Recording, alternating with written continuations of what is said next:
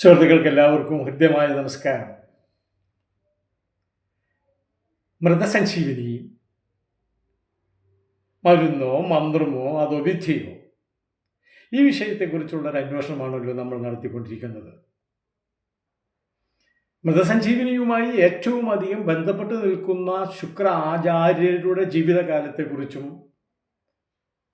കുടുംബ പശ്ചാത്തലത്തെക്കുറിച്ചും അറിയേണ്ടതും അത്യാവശ്യമാണ്. പക്ഷെ എങ്ങനെയാണ് നമ്മൾ ആചാര്യരെ പറ്റി അറിയുക? ചരിത്രപരമായിട്ട് അറിയുവാൻ അദ്ദേഹത്തെക്കുറിച്ച് ചരിത്രമൊന്നും എഴുതിയതായിട്ട് അറിവില്ല. കാരണം അദ്ദേഹം ജനിച്ചതും ജീവിച്ചു പോയതും ചരിത്രാതീത കാലത്താണ്. ഇപ്പോൾ ചരിത്രകാരനായ DD കൊസാംബിയുടെ നിഗമന പ്രകാരം പ്രാചീന ചരിത്രത്തെ 3 തരംതിരിക്കുകയാണ് കാലഭേദമനുസരിച്ച്. 4000 BC മുതലാണ് ആ കണക്ക് തുടങ്ങുന്നത്. 4000 BC മുതൽ 3000 BC വരെ ഗ്രാമയുഗം എന്നാണ് പറയുന്നത്. 3000 BC മുതൽ 1500 BC വരെ നഗരയുഗമാണത്രേ. അതിനുശേഷമാണ് നഗര നശീകരണ യുഗം. ഇങ്ങനെ 3 യുഗങ്ങളായിട്ടാണ് പ്രാചീന കാലത്തെ അടയാളപ്പെടുത്തി വച്ചിരിക്കുന്നത് പ്രമുഖരായിട്ടുള്ള ചരിത്രകാരന്മാരൊക്കെയും. ഇതിലെവിടെയാണ്, ഏത് കാലത്താണ് ശുക്രൻ ജനിച്ചു ജീവിച്ചു പോയത്? കണ്ടെത്തുക അത്ര എളുപ്പമുള്ള കാര്യമല്ല. പിന്നെ എങ്ങനെയാണ് നമ്മൾ ചരിത്രാതീത കാലത്ത് ജീവിച്ച മനുഷ്യരെ കുറിച്ച് ശരിക്കും അന്വേഷിച്ച് അറിയുക? അതിന് വളരെ കുറഞ്ഞ വഴികളെ ഭാരതത്തിലുള്ളൂ. ഇവ അന്യരാജ്യങ്ങളിലാണെങ്കിൽ അവർക്ക് പലതരത്തിലുള്ള ഇൻസ്ക്രിപ്ഷൻസ്, അതുപോലെ തന്നെ റെക്കോർഡുകളൊക്കെ അതിപ്രാചീന കാലം മുതലേ സ്വീകരിച്ചു വച്ചിട്ടുണ്ട്. എന്നാൽ ഭാരതത്തെ സംബന്ധിച്ചിടത്തോളം ചരിത്രം അത്ര വലിയ പ്രാധാന്യത്തോടെ കണക്കാക്കപ്പെട്ടിരുന്നില്ല. മറിച്ച് ഭാരതത്തിലുള്ള ജനങ്ങൾ പ്രധാനമായും ആശ്രയിച്ചത് പുരാണങ്ങളെയാണ്. അപ്പൊ പുരാണ നിർമ്മിതിയാണ് ഇവിടെ നടന്നിട്ടുള്ളത്, ചരിത്ര നിർമ്മിതിയല്ല ആദ്യകാലത്ത് കേട്ടോ. ഈ പുരാണങ്ങളിൽ നിന്ന് വേണം നമുക്ക് ആദ്യകാല ജനനങ്ങൾ തിരഞ്ഞു പിടിച്ച് കണ്ടെടുക്കുക. അതിന് സാമാന്യം സൂക്ഷ്മമായ ദർശനവും ബുദ്ധിപരമായ അന്വേഷണവും അത്യാവശ്യമാണ്. അങ്ങനെ സൂക്ഷ്മമായ അപഗ്രഥനത്തിൽ നിന്നാണ്, പുരാണങ്ങളെ സൂക്ഷ്മമായി അപഗ്രഥിച്ചാണ് നമ്മുടെ പഴയ മഹാന്മാക്കളായിട്ടുള്ള പലരെയും കണ്ടെത്തുകയും ചെയ്യുന്നത്. അതാ അപ്പൊ അങ്ങനെ നോക്കുമ്പോൾ നമ്മുടെ പുരാണങ്ങളിൽ നിന്ന് തന്നെയാണ് ശുക്രന്റെ കാലഘട്ടവും കണ്ടെത്തിയിട്ടുള്ളത്. അതിന് പ്രമുഖന്മാരായിട്ടുള്ള ചരിത്രകാരന്മാർ നമുക്ക് ഉണ്ടായിരുന്നു, ഇപ്പോഴുമുണ്ട്. പുരാണങ്ങളിൽ പ്രയോഗിച്ചിട്ടുള്ള ഭാഷ, ആ ഹൈപ്പർബോളിക് ലാംഗ്വേജ്, പുരാണ ഭാഷ, അത് മാറ്റി നിർത്തി അതിനകത്ത് വളരെ സൂക്ഷ്മമായി വിന്യസിച്ചു വച്ചിട്ടുള്ള ചരിത്ര യാഥാർത്ഥ്യത്തെ കണ്ടെടുക്കുക എന്നുള്ളതാണ് അവർ പ്രയോഗിക്കുന്ന തന്ത്രം. നോക്കൂ, നമ്മുടെ പുരാണങ്ങൾ ചരിത്രവുമായി ബന്ധപ്പെട്ടിട്ട് തന്നെയാണ് നിൽക്കുന്നത്. ഇപ്പൊ നമ്മുടെ പുരാണങ്ങൾ എന്നൊക്കെ പറയുന്ന ഇതിഹാസങ്ങൾ,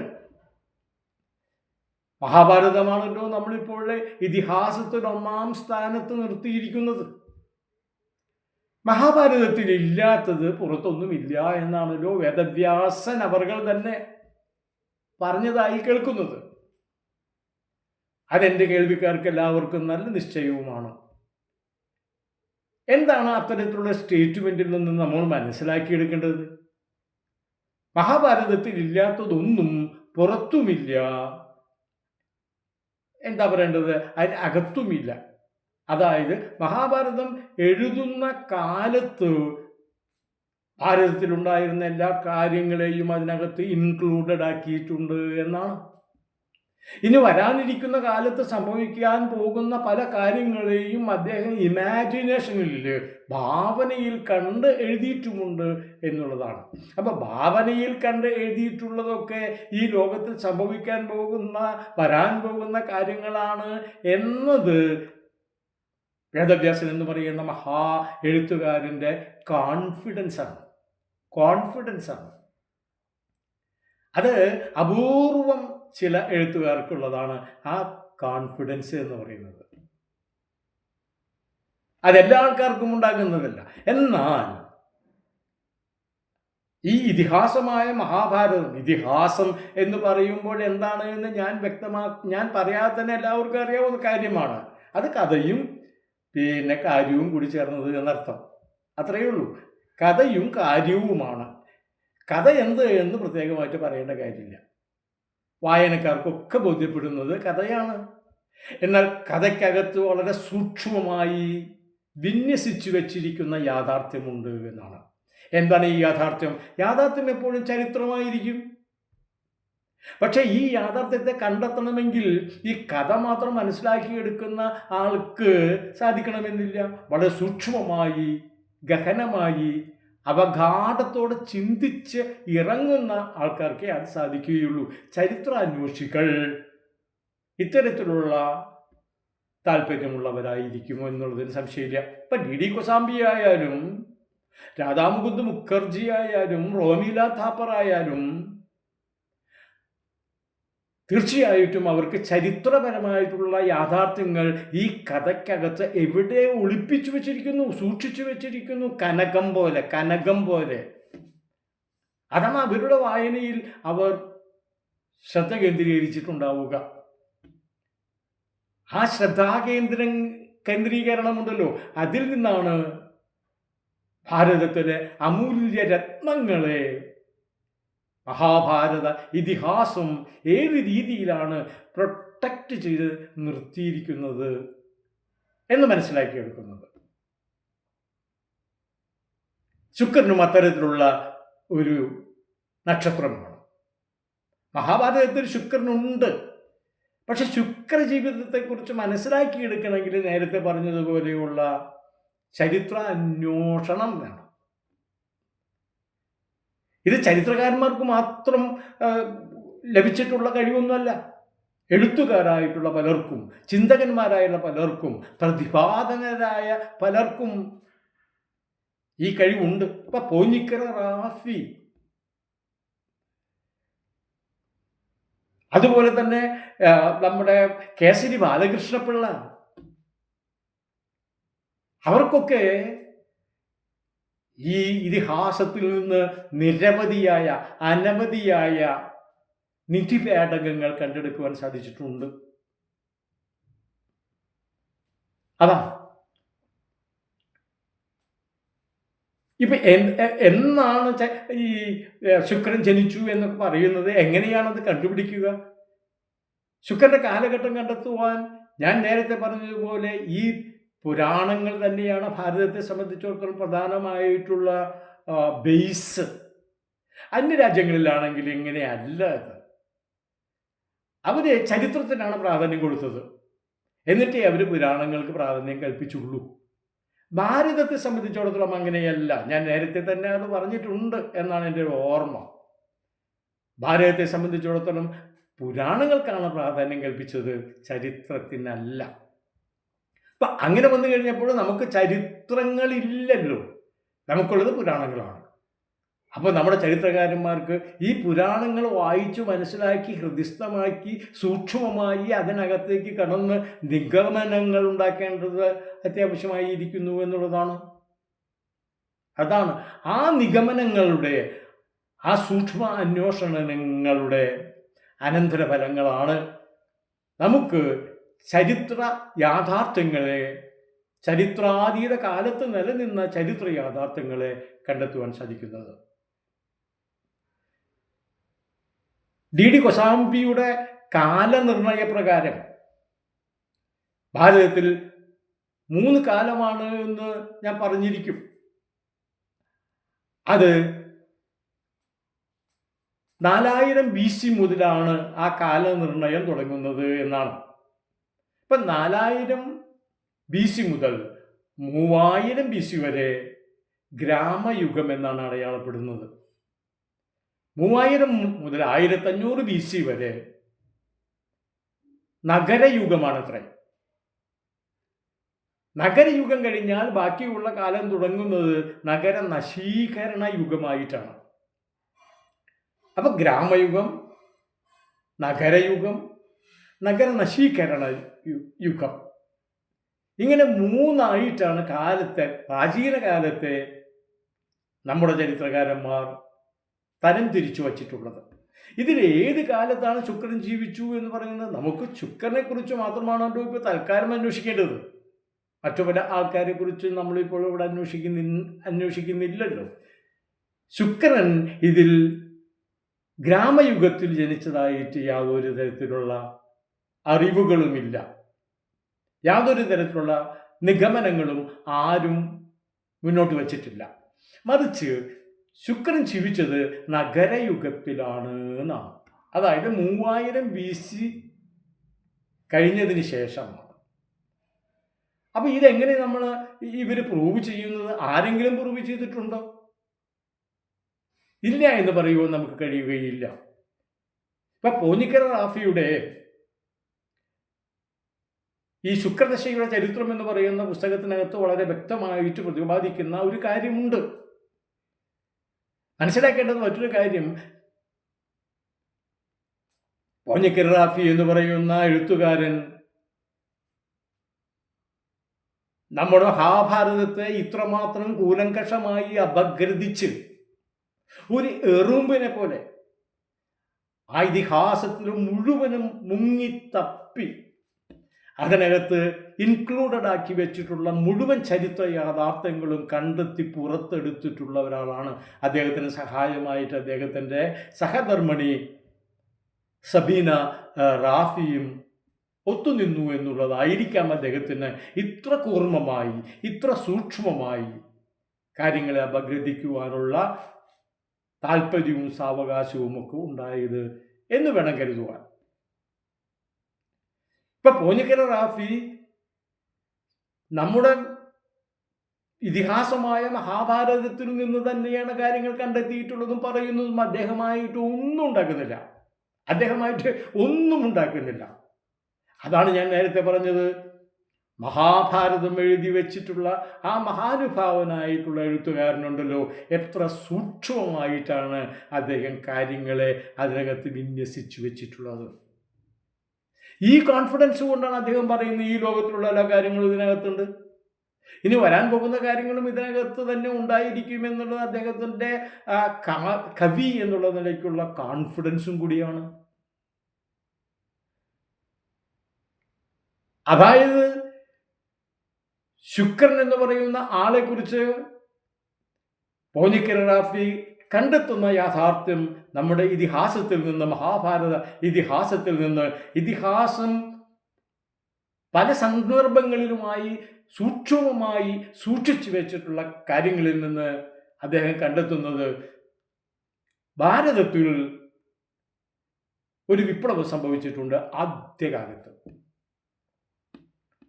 ഭാരതത്തിൽ വല്ലാതെയൊന്നും അറിയപ്പെടാതെ പോയ, അല്ലെങ്കിൽ വല്ലാതെയൊന്നും മനസ്സിലാക്കപ്പെടാതെ പോയ ഒരു വിപ്ലവം ആദ്യകാലത്ത് സംഭവിച്ചിട്ടുണ്ട്.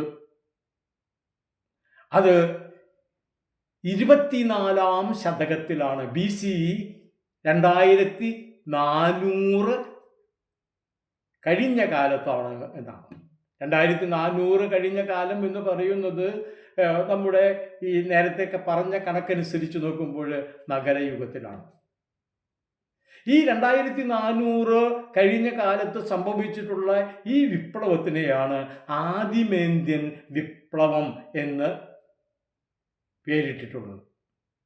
പോഞ്ഞിക്കര റാഫിയുടെ പുസ്തകത്തിനകത്ത് വളരെ വ്യക്തമായിട്ട് പറയുന്നു, ഈ ആദിമേന്ത്യൻ വിപ്ലവം ഭാരതത്തിൽ അതിന് നായകത്വം നൽകിയിട്ടുള്ളത് ശുക്രാചാര്യരാണ് എന്നാണ്. ആദിമേന്ത്യൻ വിപ്ലവം 2400 ശേഷം ഉണ്ടായ നഗരയുഗത്തിലുണ്ടായ വിപ്ലവം എന്തിനു വേണ്ടിയായിരുന്നു? നഗരയുഗത്തിലുണ്ടായിരുന്ന പുരോഹിത രാജവാഴ്ച അവസാനിപ്പിക്കുവാനും ആ പുരോഹിത രാജവാഴ്ച അതുവരെ കൊണ്ട് നടന്നിട്ടുള്ള ഗോത്ര സംസ്കാരത്തിലുള്ള ജാതീയത ഇല്ലാതാക്കുവാനും മറ്റുമായിട്ടാണ് വിപ്ലവം നടന്നത് എന്നാണ്. ആ വിപ്ലവത്തിൻ്റെ മുന്നോടിയായി പ്രവർത്തിച്ചത് മുൻനിരയിൽ നിന്ന് നേതൃത്വപരമായ പങ്കാളിത്തം വഹിച്ചിട്ടുള്ളത് ശുക്രാചാര്യരാണ് എന്നാണ്. അതുകൊണ്ട് പോഞ്ഞിക്കര റാഫി തന്നെ പറയുകയാണ്, ശുക്രാചാര്യരാണ് ഭാരതത്തെ സംബന്ധിച്ചിടത്തോളം ആദ്യത്തെ രാഷ്ട്രപിതാവ് എന്നാണ്. ആദ്യത്തെ രാഷ്ട്രപിതാവ് എന്ന് പറയാവുന്നത് ശുക്രാചാര്യരാണ് എന്നാണ്. ഞാൻ അക്കാര്യത്തെക്കുറിച്ചല്ല പറയാൻ പോകുന്നത്. ഈ വിപ്ലവം നടന്നത് 24-ാം ശതകത്തിലാണ്. BC 24-ാം ശതകം എന്ന് പറയുമ്പോൾ 2400 ശേഷമുള്ള കാലത്താണ്, നഗരയുഗത്തിലാണ്. അങ്ങനെയാണെങ്കിൽ തർക്കമില്ലല്ലോ, ശുക്രാചാര്യർ ജീവിച്ചത് നഗരയുഗത്തിലാണ്. അതും BC 2400 ശേഷമാണ് എന്ന കാര്യത്തിനകത്ത്. കാരണം 2400 ശേഷം ആണ് ഈ ആദിമേന്ത്യൻ വിപ്ലവം നടന്നിട്ടുള്ളത്.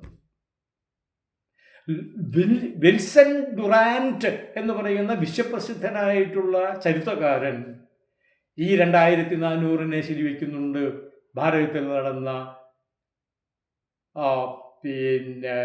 ആദിമേന്ത്യൻ വിപ്ലവത്തിൽ. കാരണം അന്ന് ഭാരതവും റുമേനിയ, അസീറിയ, മെസോപ്പൊട്ടേമിയ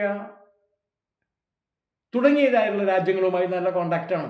അതെങ്ങനെയാണ് ആ കോണ്ടാക്റ്റ് വരുന്നത് എന്ന് ഞാൻ കുറച്ചുകൂടെ കഴിഞ്ഞാൽ പറയുന്നുണ്ട്, മിക്കവാറും ഇന്ന് തന്നെ. അവിടെ റുമാനിയ എന്ന് പറയുന്ന സ്ഥലത്ത് നടന്ന വിപ്ലവം 2900-ലാണ്. BC 2900-ലാണ് എന്നാണ്.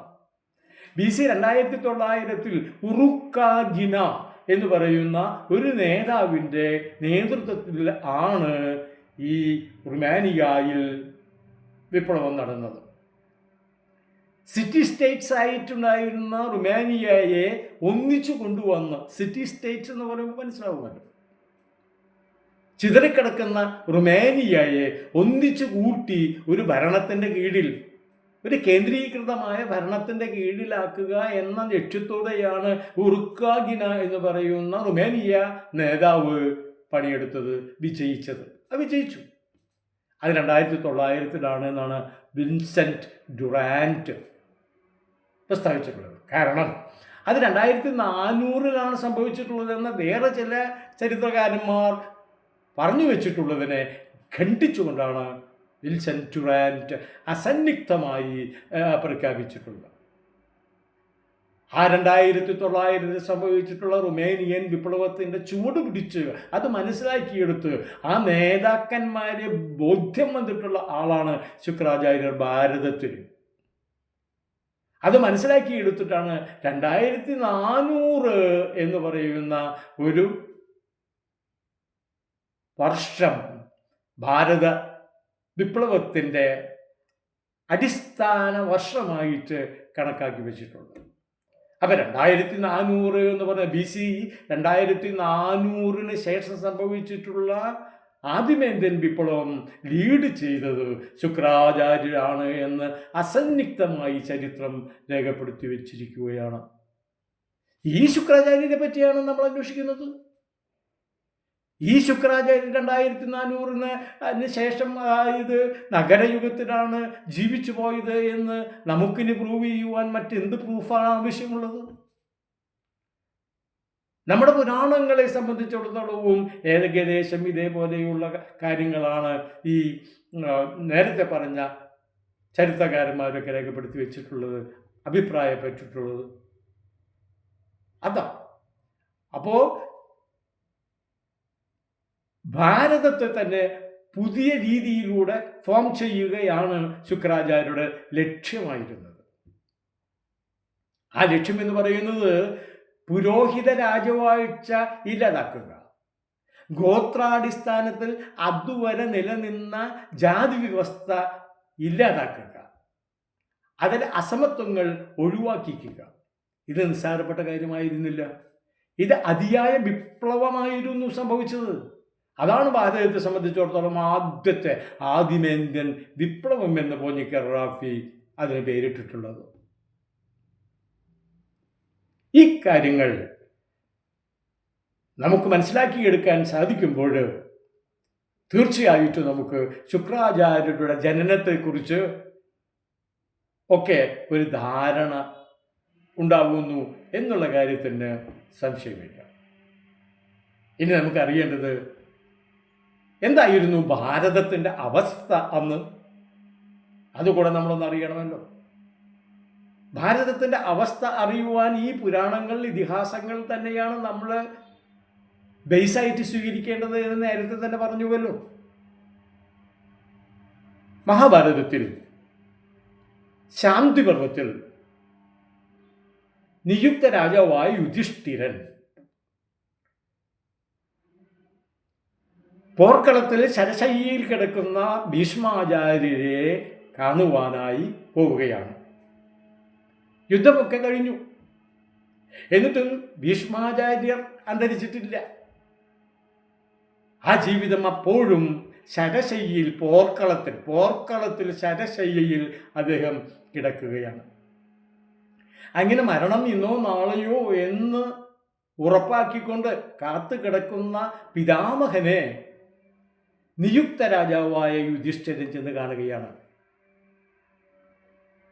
യുധിഷ്ഠിരൻ അത്തരത്തിലുള്ള ഒരാളാണ് നമുക്കറിയാമല്ലോ. വേണ്ടവരെ ബഹുമാനിക്കുവാനും വേണ്ടവരെ ആദരിക്കുവാനും ഒക്കെ സന്മനസ്സുള്ള അദ്ദേഹത്തിന് പിതാമഹനെ ചെന്ന് കാണുവാനുള്ള മറ്റൊരു ഉദ്ദേശം കൂടി ഉണ്ട്. അത് എന്തെന്ന് വെച്ച് കഴിഞ്ഞാൽ യുധിഷ്ഠിരനെ അറിയണം, താൻ നാളെയോ മറ്റന്നാളോ അല്ലെങ്കിൽ അടുത്ത ദിവസം അഭിഷിക്തനാവും.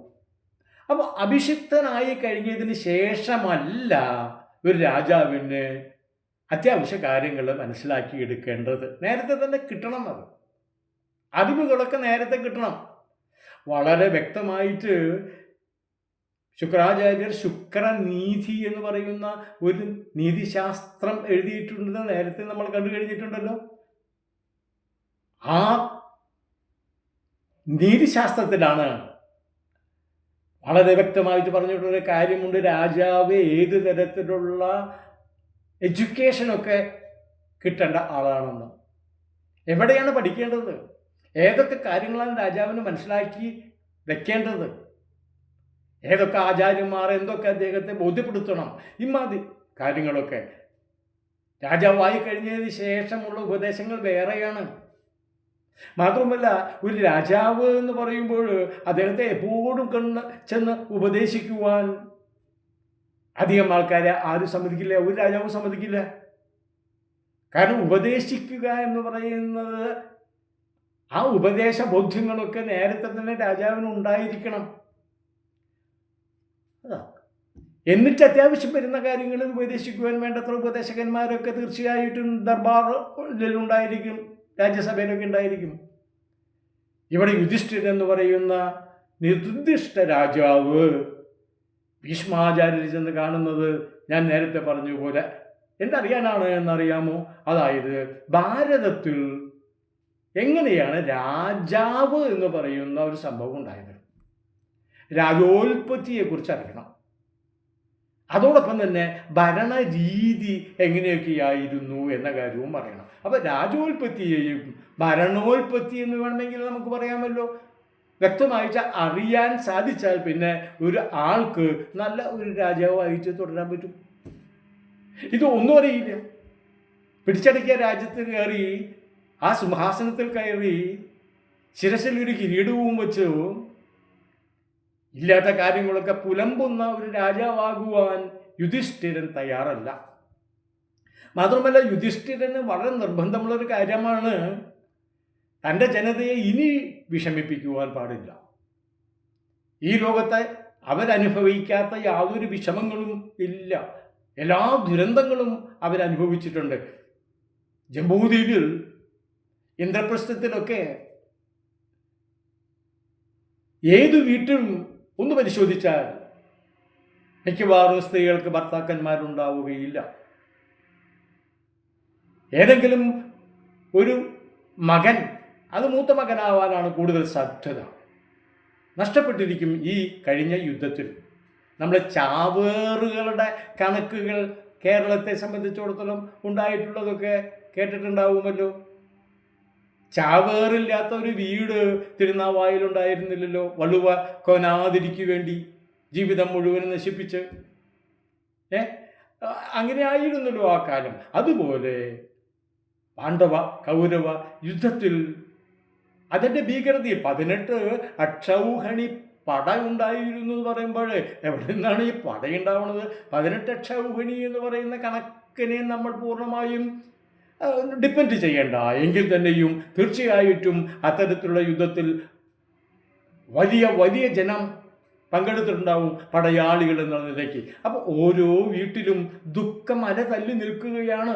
ഇനി അവരെ ദുഃഖിപ്പിക്കുവാൻ താൻ രാജാവായി കഴിഞ്ഞതിന് ശേഷം പാടില്ല എന്ന് യുധിഷ്ഠിരൻ എന്ന് പറയുന്ന സാർവത്രിക സാഹോദര്യത്തിൽ വിശ്വസിച്ച രാജാവിന് നിർബന്ധമായിരുന്നു. അപ്പം അതുകൊണ്ട് അദ്ദേഹം ഭീഷ്മ പിതാവിനോട് ആരായുന്നത് എന്താണെന്ന് വെച്ച് കഴിഞ്ഞാൽ, എങ്ങനെയാണ് ഒരു രാജാവ് ബെനവലൻ്റ് ആവുക? ബെനവലൻ്റ് ആവണം. പഴയ കാലങ്ങളിൽ ഇവിടെ ജീവിച്ച, ഇവിടെ ഭരിച്ച രാജാക്കന്മാരിൽ ആരൊക്കെയായിരുന്നു ജനങ്ങൾക്ക് ഗുണം ചെയ്തിട്ടുള്ളവർ? അതെങ്ങനെയാണ് അവർ ചെയ്തിട്ടുള്ളത്?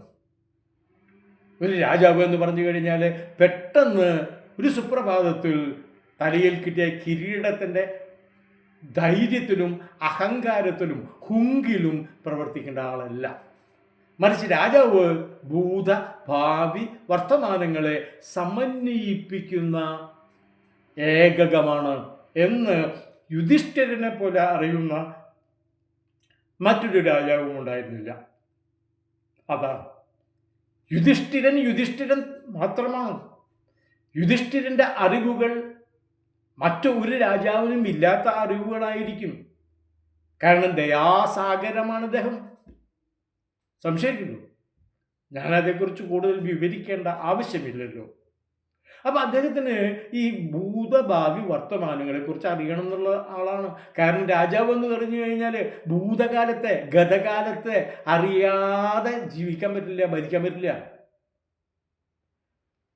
വർത്തമാനകാലത്ത് മാത്രം ജീവിക്കേണ്ട ആളല്ല രാജാവ്. അത് ജനങ്ങൾ എങ്ങനെ ആയിക്കോട്ടെ. പക്ഷെ രാജാവ് എന്ന് പറഞ്ഞു കഴിഞ്ഞാൽ ഗതകാലത്തെ മനസ്സിലാക്കുകയും ഭാവി കാലത്തെക്കുറിച്ച് നല്ലതുപോലെ ആഗ്രഹിക്കുകയും ചെയ്യുന്ന വർത്തമാനകാലത്ത് ജീവിക്കുന്ന ആളായി മാറണം എന്നുള്ളതാണ്. അപ്പം ഭൂതകാലത്ത് ഇവിടെ സംഭവിച്ച, ഗതകാലത്ത് ഇവിടെ സംഭവിച്ച രാജാക്കന്മാരുടെ അവസ്ഥകൾ അറിയണം. അവരേതൊക്കെ രീതിയിലൂടെയാണ് ഭരണം നടത്തിയത്? എങ്ങനെയാണ് അവർ തനിച്ചും ഭരിച്ചതാണോ? രാജാവ് എന്ന് പറഞ്ഞു കഴിഞ്ഞാൽ രാജ ഇഷ്ടങ്ങൾ മാത്രം നടപ്പിലാക്കുകയാണോ വേണ്ടത്? അതോ രാജാവിനെ സഹായിക്കുവാൻ വേറെ ഏതെങ്കിലും സഭകൾ ഉണ്ടായിരുന്നുവോ, സമിതികൾ ഉണ്ടായിരുന്നുവോ? ആ ഭരണ രീതികൾ എന്തൊക്കെയാണ്? ഇതറിയാനാണ് അദ്ദേഹം പിതാമഹനെ സമീപിച്ചിട്ടുള്ളത്.